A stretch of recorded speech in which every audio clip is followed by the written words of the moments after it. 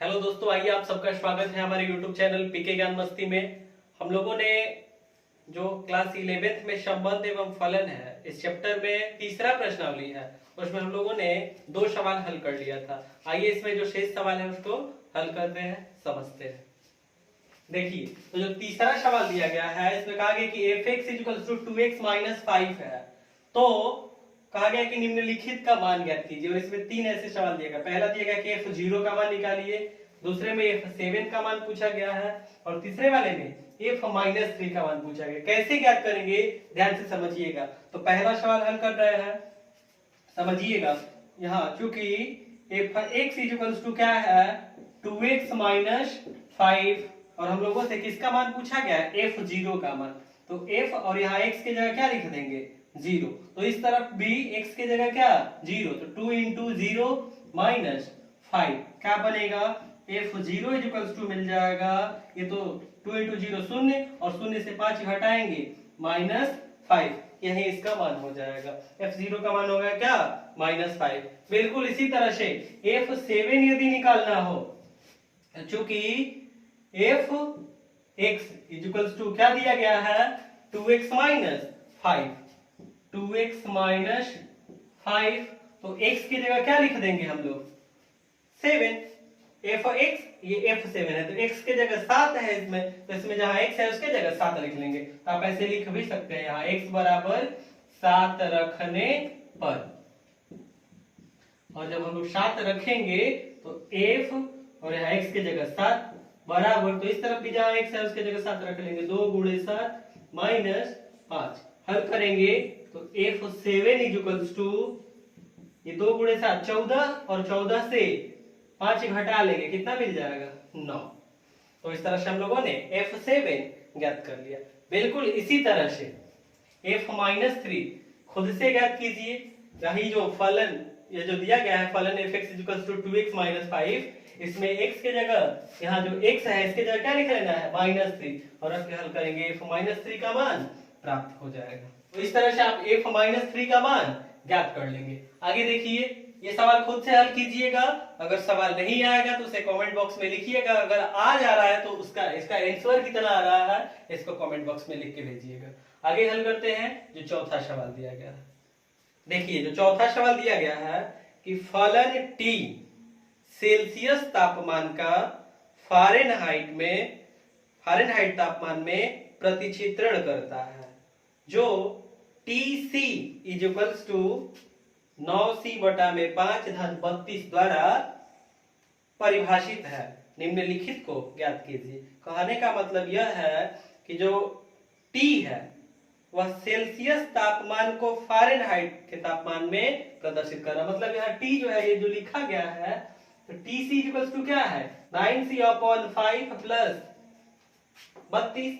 तो यहाँ ये जो T है ना, ये क्या व्यक्त कर रहा है, देखिए दिया गया कि सेल्सियस तापमान का फारेनहाइट में तापमान है, मतलब यह फारेनहाइट में तापमान को व्यक्त कर रहा है। कौन, T। आप पढ़े होंगे कि जो तापमान है, जो ताप है, उसको मापने के लिए 4 इकाइयां पढ़े होंगे आप। सेल्सियस होता है, फारेनहाइट होता है, र्यूमर होता है, और केल्विन होता है। तो उसमें आप फारेनहाइट तथा सेल्सियस में जो संबंध होता है पढ़े होंगे आप। बिल्कुल वही चीज है यहाँ, कि यहाँ जो T है वो सेल्सियस तापमान को किसमें व्यक्त कर रहा है, फारेनहाइट में। मतलब अगर इसमें हम लोग C की जगह कुछ मान रखें, जैसे अगर 0 डिग्री सेल्सियस, इस पर फारेनहाइट में इसका मान कितना होगा, तो यदि C की जगह हम लोग 0 रख के हल करेंगे तो जो मान मिलेगा वह फारेनहाइट का मान होगा। जैसे यहाँ 0 रख देते हैं, तो यहाँ 0, तो 9 × 0 0 बन जाएगा, बटा में 5 है, ये भी 0 ही बनेगा, 0 अधर 32, यानी कि हल करेंगे कितना मिलेगा 32। मतलब यदि सेल्सियस में 0 डिग्री सेल्सियस तापमान है तो फारेनहाइट में कितना होगा 32 फारेनहाइट होगा। यही चीज है कि कहने का मतलब ये जो T है सेल्सियस को फारेनहाइट में व्यक्त कर रहा है। तो कहा गया है, पहला सवाल कहा कि T0 का मान ज्ञात कीजिए, दूसरा कहा गया है T28, तीसरा कहा गया है T-10, और चौथा कहा गया है यदि Tc इसका मान 212 है तो C का मान ज्ञात कीजिए। आइए इसको समझते हैं, हल करते हैं। जो पहला सवाल है T0 का मान निकालना है, हल करते हैं। इसको कैसे निकालेंगे, तो चूंकि Tc = क्या है 9 इंटू सी अपॉन 5 प्लस 32 32। बनाइए इसको, हल कीजिए। इसमें क्या करेंगे, सी के जगह 0 रख लेंगे तभी ना ये टी 0 बनेगा।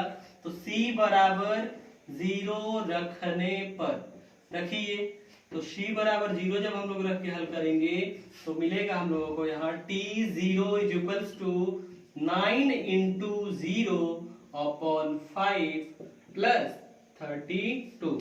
हल करेंगे क्या बनेगा, t0 इज इक्वल्स टू ये शून्य हो जाएगा, शून्य धन 32, क्या मिल जाएगा 32, यानी कि t0 का मान कितना हो गया 32। आगे इसी तरह से दूसरा सवाल है। दूसरा सवाल जो t28, इसका मान निकालने के लिए क्या करेंगे, इसी ये जो दिया गया है समीकरण, इसमें c की जगह 28 रख के हल कर देंगे, मान प्राप्त हो जाएगा। बिल्कुल इसी तरह से तीसरा सवाल है। चौथा सवाल क्या है, इसको हल करते हैं। देखिए कहा गया कि tc, इसका मान कितना है 212 है, तो c का मान ज्ञात कीजिए। देखिए चौथा सवाल हल करा रहे हैं, तो कैसे हल करेंगे हम लोग, ध्यान से देखिएगा।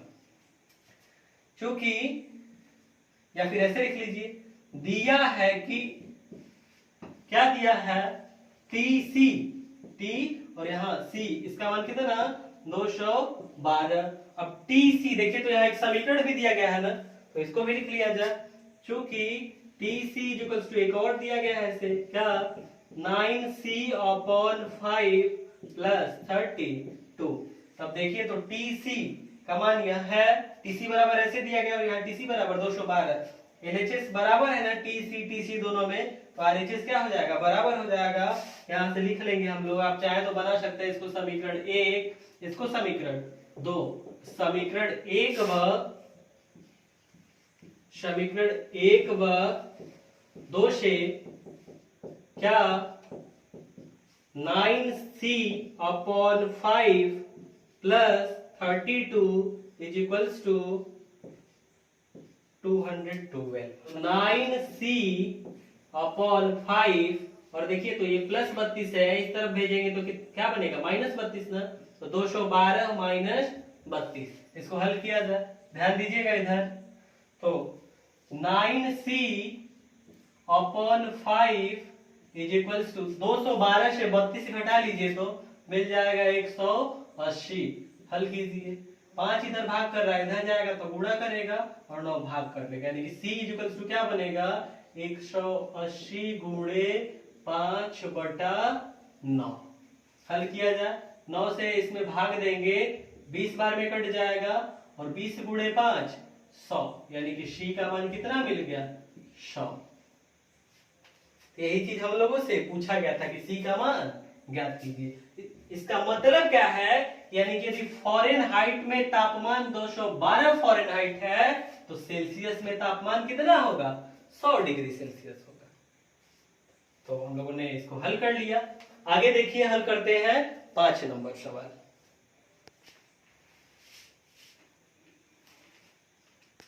देखिए 5 नंबर सवाल में कहा गया है कि प्रत्येक जो फलन दिया गया है इसका परिसर ज्ञात कीजिए। और 5वें में पहला जो सवाल दिया गया है f(x) = 2 - 3x, और यहाँ कहा गया कि x अवयव है समूचे r का, और समूचे r का मतलब क्या है, वास्तविक संख्याओं के समूचे को कैपिटल R से प्रदर्शित करते हैं। मतलब x जो है किसका अवयव है, वास्तविक संख्याओं का जो समूचे है उसका अवयव है। और एक कंडीशन दिया है कि x का जो मान है वह क्या है, शून्य से बड़ा है, और हम लोगों को निकालना है क्या, परिसर। तो मैं आपको बता चुका हूं कि f(x) = 2 - 3x ऐसे दिया गया है, तो इसमें जो x के मान जो मान हम लोग रख सकते हैं उनको प्रांत कहते हैं, और x के वे मान जिनको इसमें हम लोग रख रहे हैं उस पर जो फलन f(x) का मान प्राप्त हो, f(x) को y भी कहते हैं, y = f(x), यहाँ से y का जो मान प्राप्त हो उसे फलन का परिसर कहते हैं। ध्यान से समझिएगा। तो चूंकि x का मान दिया गया है क्या है, शून्य से बड़ा है। ध्यान से समझिएगा मैं क्या कर रहा हूं, इसको मैं इस रूप में बनाऊंगा, यानी कि 2 - 3x यहाँ मुझे लाना है। कैसे लाएंगे समझिएगा, यही चीज मैं समझा रहा हूं कि कैसे लाएंगे हम, बिल्कुल ध्यान से समझिए। x 0 से बड़ा है, x जब 0 से बड़ा है जैसे उदाहरण लेके चलते हैं, एक जो है वह शून्य से क्या है, बड़ा है। ये बताइए, क्या देखिए तो 3 है ना, माइनस, अभी माइनस की बात मत कीजिए, केवल 3 देखिए, 3 का गुणा है x में। तो ये बताइए कि यदि मैं इधर 3 से गुणा कर दूं और इधर 3 से गुणा कर दूं, तो समझिएगा, जैसे एक में यदि 3 से गुणा कर देंगे तो क्या बन जाएगा, 3, और जो शून्य है इसमें 3 से गुणा कर देंगे तो क्या रहेगा, शून्य ही।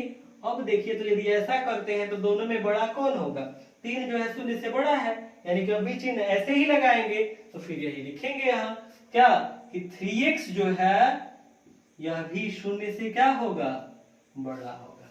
3x शून्य से बड़ा होगा। अब इसके बाद ध्यान दीजिएगा, आगे हल करते हैं, इसको ध्यान दीजिएगा। तो इसको इस तरफ भेज लीजिए और इसको इस तरफ, या फिर ऐसे समझिए, बिल्कुल ध्यान से समझिएगा। ये 3x बन गया और यहाँ माइनस 3x है, तो क्या करें, तो माइनस से गुणा कराएंगे, माइनस से गुणा कराएंगे। और इसको समझने के लिए बिल्कुल ध्यान से समझिएगा, यहाँ जैसे 3 है, यह 1 से क्या है, बड़ा है। 3 जो है 1 से क्या है, बड़ा है। यदि हम लोग माइनस 1 से गुणा कराएं किसमें, 3 में, तो क्या बन जाएगा, -3। 1 में गुणा कराएं यदि -1 से, क्या बन जाएगा, -1, और -3 और -1, -3 तथा -1, इन दोनों में बड़ा कौन है, देखिए तो इन दोनों में बड़ा कौन है, -1 ना, कौन बड़ा है, -1, यानी 3x जो है इसके दोनों तरफ में जब हम लोग माइनस से गुणा कराएंगे तो ये जो चिन्ह है ये बदल जाएगा, यानी कि ऐसे जो चिन्ह बना है ग्रेटर देन वाला ऐसे बन जाएगा लेस देन वाला।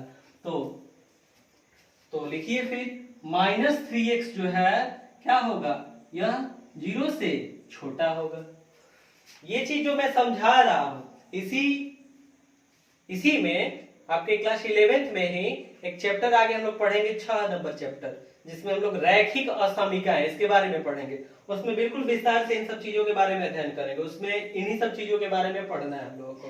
तो अभी के लिए जो चीज मैं समझा रहा हूँ उसको बिल्कुल ध्यान से समझिए, समझ में आ जाएगा। इसके बारे में और विस्तार से हम लोग समझेंगे रैखिक असमीकाएं जब चैप्टर पढ़ेंगे, 6 नंबर जो चैप्टर है। इसको आगे हल करते हैं, ध्यान दीजिएगा।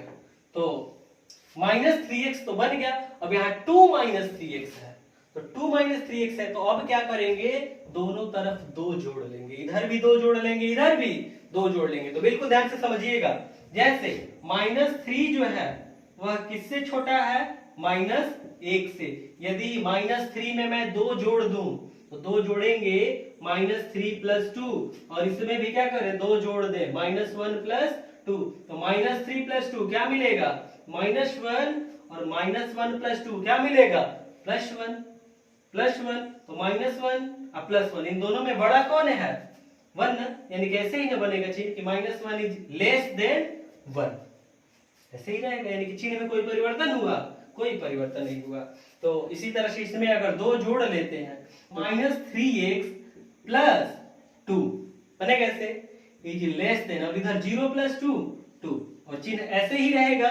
मैंने अभी आपको समझाया, मैंने यहाँ अभी आपको समझाया कि ऐसे ही रहेगा चिन्ह, तो यहाँ चिन्ह ऐसे ही लिख लिया हम लोग। अब ध्यान से समझिए, -3x + 2, तो इसको हम अभी तो कर सकते हैं 2 - 3x इज लेस देन 2, कर सकते हैं, बिल्कुल ध्यान से समझिएगा।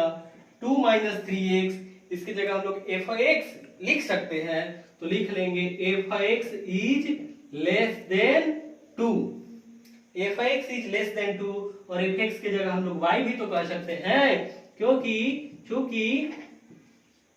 y = f(x) लिखते हैं हम लोग ऐसे, तो यहां हम लोग यह भी कर सकते हैं कि y इज लेस देन 2, और बताइए कि y का जो मान होगा वही क्या होगा, परिसर होगा। तो y का मान क्या क्या बन सकता है, तो 2 से छोटा, और 2 से छोटा क्या, तो प्रत्येक वास्तविक संख्या न, क्योंकि यहाँ जब x जो है वास्तविक संख्याओं के समुच्चय का अवयव है, तो x को रख के हम लोग जब हल करेंगे तो जो भी मान प्राप्त होगा वह क्या मिलेगा, एक वास्तविक संख्या ही प्राप्त होगा ना, लेकिन वह 2 से छोटा प्राप्त होगा। इसको मैं मिटा दे रहा हूं, इधर ये जो चीज समझाया फिर लिख दे रहे हैं इसको, तो ध्यान दीजिएगा। लिख लेंगे हम लोग क्या, परिसर क्या बनेगा, ध्यान से देखिएगा। तो परिसर जो बनेगा परिसर वो क्रमित युग्म के रूप में बनेगा। क्रमित युग्म के रूप में यदि लिखना चाहे तो कैसे बनेगा, बिल्कुल ध्यान से समझिएगा। तो परिसर जो बनेगा कैसे बनेगा, देखिए अंतराल पढ़े होंगे, अंतराल उसी रूप में लिख रहा है। तो 2 से क्या होगा, छोटा होगा, तो इस तरफ लिख लेंगे 2 से छोटा। तो ऐसे अंतराल आपको पढ़ाया है, समूचे जब पढ़ा रहे थे तो चैप्टर में मैंने अंतराल के बारे में भी पढ़ाया आपको कि बंद अंतराल क्या होता है, खुला अंतराल क्या होता है, आधा खुला अथवा आधा बंद अंतराल क्या होता है, और उसके बारे में बिल्कुल ध्यान से मैंने आपको बिल्कुल सही से समझाया है। तो समूचे जो चैप्टर पढ़ाया है, अंतराल यदि समझना है तो समूचे चैप्टर जो है उसको पूरा पढ़ जाइए, उसमें देखिएगा, ढूंढिएगा, उसमें मैंने कहीं आपको किसी एक वीडियो में बताया है कि अंतराल जो है उसको लिखना हो तो कैसे लिखते हैं। तो ध्यान दीजिए, 2 से छोटा, और 2 से छोटा क्या, 2 से छोटा कोई भी वास्तविक संख्या हो सकता है। इधर कहां तक चलेगा, माइनस इन्फिनिटिव लिख लेंगे, और माइनस इन्फिनिटिव तो बिल्कुल ध्यान से समझिएगा, माइनस इन्फिनिटिव तो क्या अनंत का कोई मान होता है, तो इसमें ऐसे बना लेंगे। यही क्या हो गया इसका परिसर। आगे हल करते हैं इसमें जो दूसरा सवाल दिया गया है। देखिए दूसरा जो सवाल दिया गया है 5वें में, दूसरा कहा गया कि fx = x² + 2 और x एक वास्तविक संख्या है, उसी को मैंने लिख दिया है यहाँ प्रतीक से। x is element of capital है, मतलब x अवयव है किसका, वास्तविक संख्याओं के समूचे का। इसका मतलब ही यही है कि x एक वास्तविक संख्या।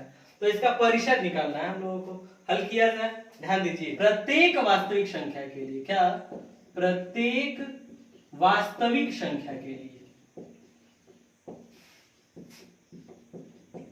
प्रत्येक वास्तविक संख्या के लिए क्या, ध्यान से समझिएगा, x² यानी कि x², इसका मान क्या होगा, प्रत्येक वास्तविक संख्या के लिए x² क्या मिलेगा, तो समझिए 0 का वर्ग कर दे, 0 वास्तविक संख्या है ना, 0 का वर्ग कर दे 0 मिलेगा, 1 का वर्ग कर दे 1 मिलेगा, 2 का वर्ग कर दे 4 मिलेगा, क्या कर रहे, 0 मिला, 1 का वर्ग किए 1 मिला, 2 का वर्ग 4 मिला, -1 का वर्ग कर दे, तो -1 का वर्ग करेंगे तो +1, -2 का वर्ग कर दे क्या मिलेगा, 4। कहने का मतलब कोई भी वास्तविक संख्या हो x के जगह, जब इसका हम लोग वर्ग करेंगे तो 0 आएगा, नहीं तो 0 से बड़ी ही कोई वास्तविक संख्या आएगी, माइनस में नहीं बनेगा। क्यों, क्योंकि वर्ग करेंगे तो वो धनात्मक हो जाएगा। तो प्रत्येक वास्तविक संख्या के लिए x² 0 के बराबर होगा, नहीं तो 0 से बड़ा होगा, 0 के बराबर होगा नहीं तो 0 से बड़ा होगा, ऐसा लिख लिए।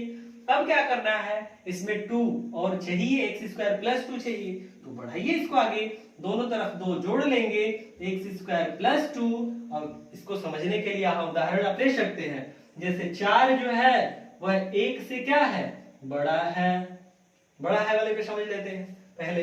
तो 4 जब 1 से बड़ा है, दोनों तरफ 2 जोड़ लेंगे, तो 4 धन 2 ये 6 बन जाएगा, और 1 धन 2 ये 3 बन जाएगा। तो 6 बताइए कि 6 जो है वो 3 से बड़ा है कि नहीं है, तो है।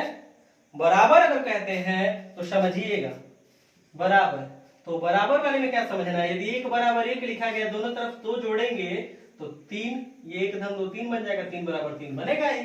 तो कहने का मतलब ये है कि x² में यदि हम 2 को जोड़ लेंगे तो क्या आएगा, तो इधर 2 जोड़ लीजिए, 0 धन 2 कितना आएगा, 2, इसके बराबर आएगा, नहीं तो बड़ा आएगा। बराबर कैसे आएगा, जैसे x का मान यदि 0 हो गया तो 0 का वर्ग 0, 0 धन 2 2 आ गया, तो बराबर आ गया। यदि 0 को छोड़ के अन्य कोई वास्तविक संख्या हो, हल करेंगे तो इसका मान बड़ा आएगा, तो यही x² धन 2 जो है वह 2 के बराबर होगा, नहीं तो 2 से बड़ा होगा। अब इसके जगह हम लोग f(x) लिख सकते हैं ना, तो लिख लेंगे यहाँ क्या, f(x) इज ग्रेटर देन और इक्वल्स टू, मतलब f(x) जो है बड़ा है या बराबर है किसके, 2 के। और चूंकि जानते हैं हम लोग ऐसा कि जो f(x) है उसके जगह y लिख सकते हैं, यानी कि y बराबर f(x), ऐसा पढ़े हम लोग।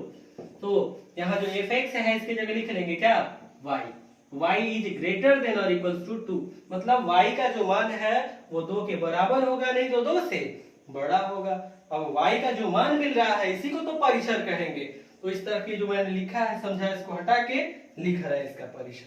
परिसर लिख लेंगे हम लोग। ये जो फलन है f(x) परिसर, तो परिसर क्या बनेगा ध्यान से समझिए,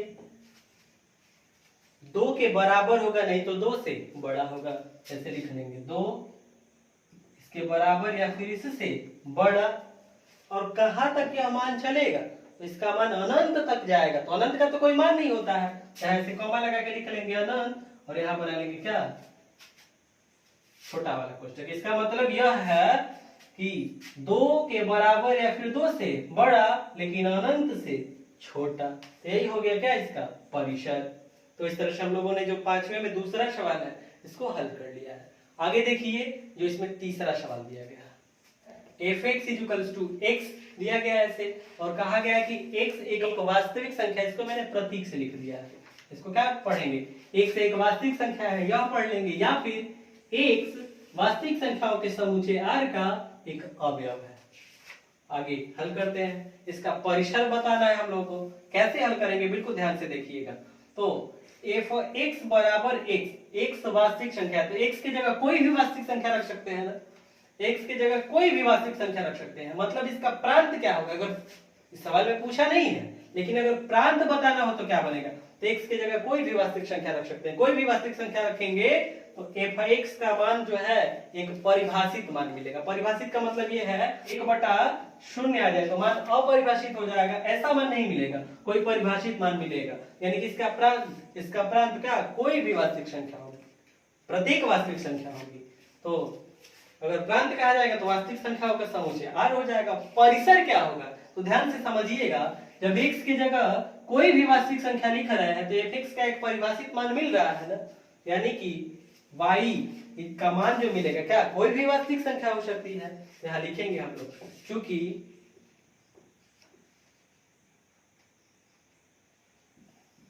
प्रत्येक वास्तविक संख्या के लिए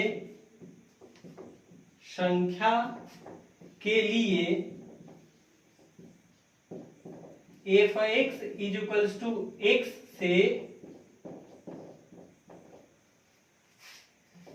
से f(x) का एक परिभाषित मान, परिभाषित और अपरिभाषित मैंने अभी आपको बताया कि जैसे 1/0 अपरिभाषित हो जाएगा, यहाँ f(x) का क्या मिलेगा, एक परिभाषित मान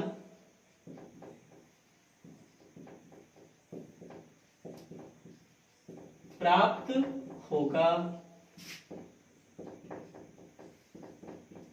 और जब परिभाषित मान प्राप्त होगा तो इसलिए फलन का